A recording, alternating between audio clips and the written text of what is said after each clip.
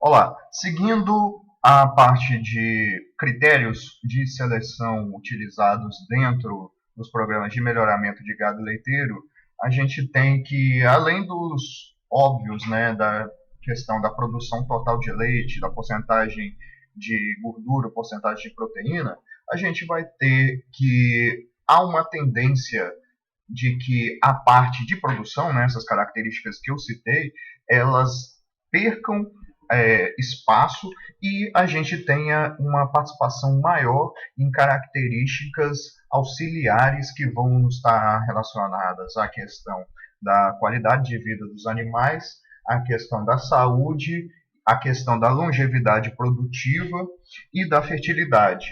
Então, a gente tem essa ilustração baseada nos programas do Canadá, que até os anos 90 o enfoque era apenas em produção e características de tipo e conformação, né, as que a gente falou até agora.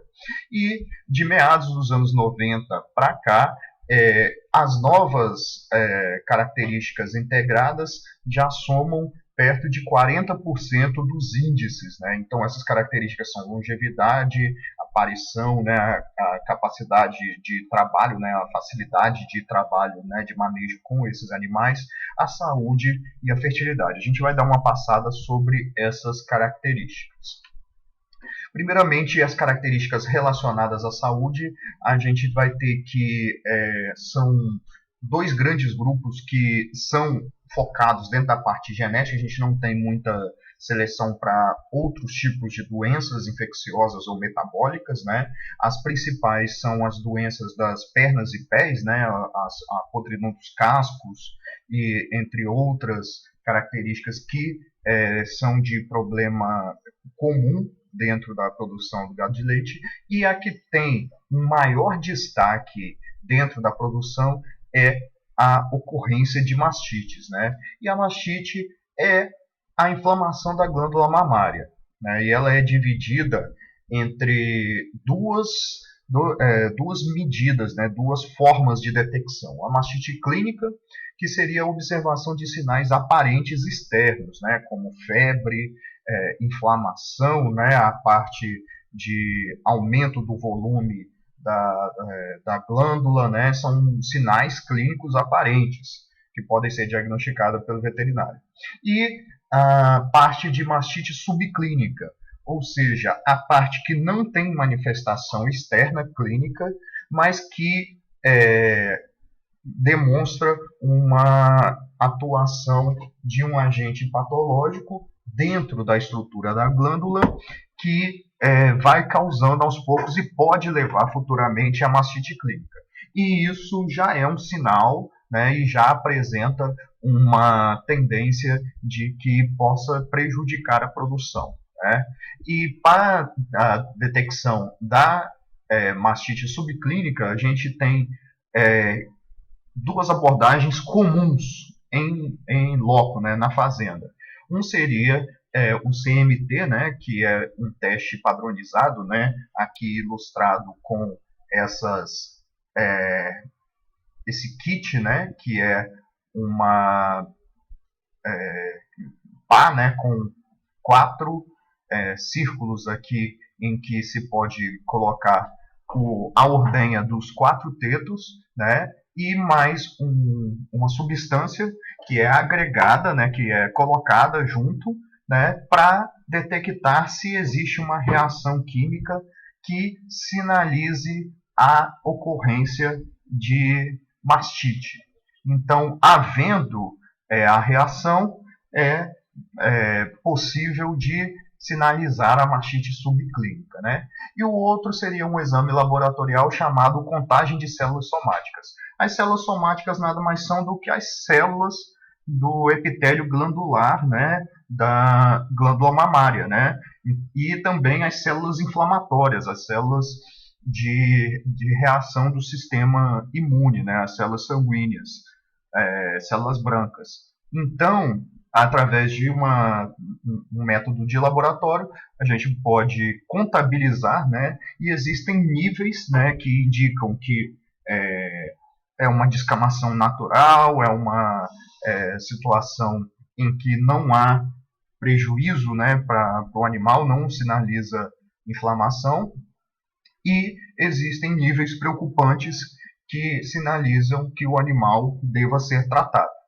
E é uma coisa tanto pela objetivo de que um animal com mastite ele pode ter complicações muito graves com relação à perda do teto, perda da capacidade produtiva, diminuição na produção de leite, e também a questão de que os animais que estão em tratamento são animais que vão receber antibióticos, né?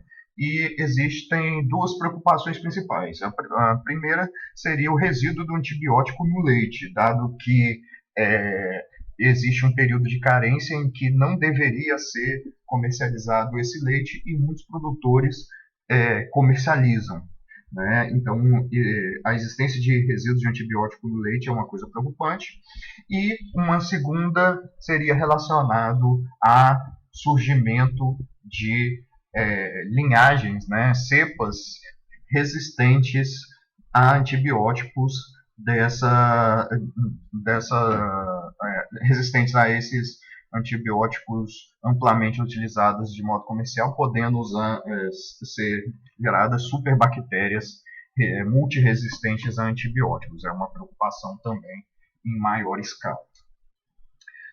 E a seleção contra incidências de mastite, ela vem sendo aplicada, apesar de ela não ser tão intensa, pois exige a coleta, né, desse tipo de informação, e essa coleta ela não é tão simplificada como uma medida de produção ou uma medida de porcentagem de gordura ou de proteína no leite. A seleção pode ser feita pela contagem de células somáticas, né, que apresenta uma correlação alta com a incidência de mastite clínica e de subclínica, né, chegando até a casa dos 90, né, de correlação, né, ou seja, maior contagem de células somáticas, maior propensão à ocorrência de mastites. Então são quase a mesma característica. E se fosse coletado em todos os animais, né, seria um método bem eficiente. O que a gente tem de impedimento é que, primeiro, ela não tem coleta em todos os animais, então a eficiência da informação, né, a confiabilidade da informação é baixa, e outro que a gente tem é que o peso dela no índice de seleção geral ele não é tão alto, né, porque ainda é prioridade, particularmente no Brasil, a utilização da parte de produção simplesmente, ao invés de um índice mais balanceado. Outro que existe é a velocidade de ordenha ou fluxo lácteo. Né? A gente tem que essa informação é obtida em sistemas de ordenha automatizada. Né? E isso aí está relacionado que quando ocorre a mastite, a velocidade da saída do leite, né, a quantidade de fluxo, né, o fluxo que sai de leite da glândula para o aparelho que registra a quantidade de leite, ela é mais lenta, ela é obstruída. Né? Então, é inversamente proporcional à ocorrência de mastite. Então, fluxo lento significa maior propensão a mastite, certo? E tem uma correlação genética moderada. Então, se houver uma predominância de sistemas automatizados, como existe nos países de primeiro mundo, seria um método bem interessante a ser considerado. E um método bem moderno, que ainda está sendo estudado geneticamente, seria a parte de condutividade elétrica do leite. Então, sabe-se que quando existe a mastite, os tecidos são danificados e existe uma mudança na permeabilidade das membranas celulares à entrada e saída de íons. Com isso, o leite se torna mais condutivo eletricamente. E com isso, né, com uma medida simples de condutividade elétrica, possivelmente instalado dentro do sistema de ordenha, a gente poderia ter uma detecção que não seria somente na parte genética, mas também na parte de manejo, né? Já existem sistemas automatizados, né, que com uma detecção, uma variação, né, comparada a produções anteriores, acende uma luz no sistema, né, um aviso, um alerta no sistema, para que se tome cuidado, né, faça um manejo diferenciado com determinado animal que está com a possibilidade de mastite em determinado quarto mamário. Então, é uma técnica nova, está associada à questão da zootecnia de precisão, né, e que futuramente pode ser incorporado dentro dos programas de melhoramento. Outro tipo de característica que a gente vai ter de bastante atenção aqui dentro da parte de melhoramento gado leiteiro é a das características reprodutivas, principalmente porque ao aumentar a produção, a gente tem como resposta correlacionada, né, uma resposta desfavorável, a diminuição, né, a perda, né, em características de natureza reprodutiva, porque a gente vai ter que a prioridade, né, dentro do metabolismo do animal é primeiramente o sustento da cria. Então, o leite entra como prioridade dentro da necessidade de energia, dentro da necessidade dos nutrientes, né? Então, a reprodução é colocada no segundo passo. Então, à medida que a gente aumenta a ênfase dada à parte reprodutiva, a questão produtiva de leite, a gente diminui o mérito reprodutivo dentro dessas populações. Então, a gente tem algumas características importantes aqui, como idade ao primeiro estro, né? Que tem uma herdabilidade baixa. A gente vai observar aqui que todas as características reprodutivas demonstradas, sejam elas aqui, né, a taxa de não retorno, né, que seria dela ter ou não um serviço subsequente, né, idade à primeira aparição, né, a intensidade dos sintomas aqui de cio, né, a distância entre o parto e o primeiro cio, né, o primeiro estro, perdão, a taxa de submissão, dias abertos, taxa de concepção, né, o número de serviços, né, ou de inseminações para cada concepção, né, são todas características de baixa herdabilidade. A única característica de natureza reprodutiva que tem capacidade de modificação, né, que tem um controle genético maior proporcionalmente, uma herdabilidade maior, seria a duração da gestação. Embora essa questão da duração da gestação não seja de tanto interesse de manipular, porque se a gente diminuir a duração da gestação, podem nascer bezerros prematuros que vão ter uma maior taxa de mortalidade, né? E se a gente estender mais a duração da gestação, a gente pode ter bezerros muito grandes e que podem apresentar partos distóxicos. Então, essa maior dificuldade de partos também está relacionada à questão da duração da gestação. Então, a gente usa essa seleção somente para corrigir quando uma população essa duração está muito lenta ou muito curta. Não para fazer ela mais curta para aumentar a produtividade de bezerro vacaano. Isso aí tem como efeito adverso, né, um efeito colateral, a questão de nascimento de bezerros prematuros de peso baixo e bezerros mais fracos, né? E voltando à questão das baixas herdabilidades aqui nas características reprodutivas, a gente tem que a principal motivação para isso é que a maioria das vezes são características que têm um efeito ambiental muito grande, né? Então, quando a gente fala idade ao primeiro estro, né, ou ao primeiro cio, ou à primeira aparição, vai estar muito relacionada à questão de manejo, né?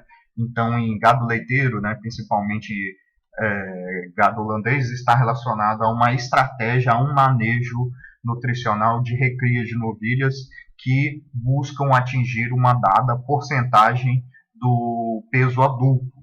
Então, se esse manejo ele não foi adequado, ou se teve alguma questão sanitária, ou outra questão que dificultou, né, essa implementação desse manejo, então essa idade ela pode ser atrasada, né?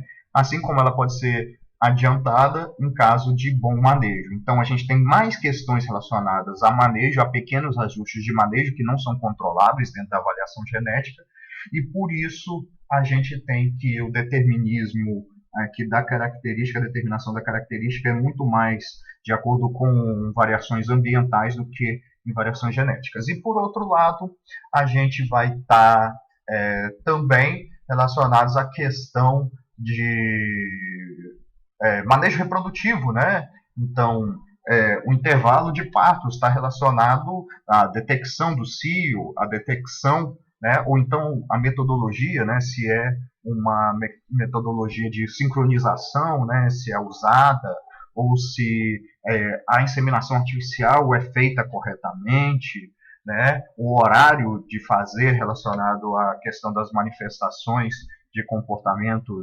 reprodutivos, né, entre outros. Né? Então, é muito relacionado à questão da habilidade de detecção pelo manejador, né, por quem vai estar realizando o processo reprodutivo.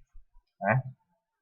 E com isso, a gente culmina aqui numa questão que é a seleção genômica. A gente sabe que dentro da nossa seleção para essas características de baixa herdabilidade, a gente vai ter que características de mais baixa herdabilidade elas são mais beneficiadas por seleção genômica. Isso porque ao nascer ele já tem um nível, né, de confiabilidade das suas informações já bem maior do que o animal que não tem a sua avaliação genômica, ou seja, a testagem tradicional, o animal até próximo de 3 anos de idade, ele não tem nenhuma filha provada, né? Então, com nenhuma filha provada, a acurácia da informação genética desse animal é em torno de 30%.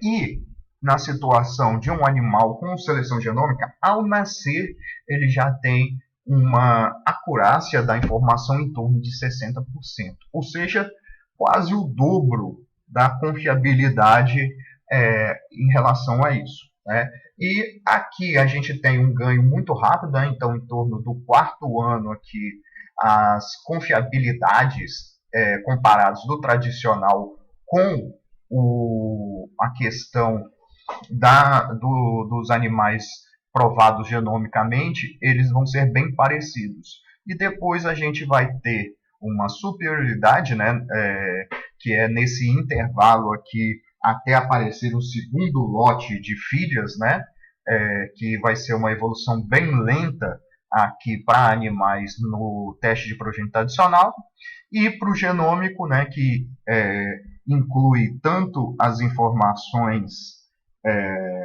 tradicionais, né, quanto as informações do DNA, vão se estabilizando até chegar a touros com um número de filhas muito grandes em que a informação do teste de progênie ou a informação genômica não fazem diferença para a gente. Mas isso aí só vai estar acontecendo lá quando o touro tiver entre 8 e 10 anos de idade. Né? E com isso, com essa vantagem inicial, a gente vê que a divisão de mercado, né, nos últimos anos, aqui a gente tem que 2010 é praticamente, vamos dizer assim, um marco para a implementação da parte de seleção genômica. Né? Na verdade, as primeiras avaliações genômicas começaram lá por 2007, 2008, né? nos países desenvolvidos, e 2010, vamos dizer que essa década de 10 aqui, de 2010 inteira, ela demonstra o avanço. Então, hoje, a gente tem que, do material genético do sêmen, né, no total de número de reprodutores avaliados, a gente tem que cerca de 60% são touros jovens. E cerca de 40% vem de touros através de observação de progênio, observação de suas filhas, o que leva a uma questão mais voltada à utilização dessa genética mais renovada.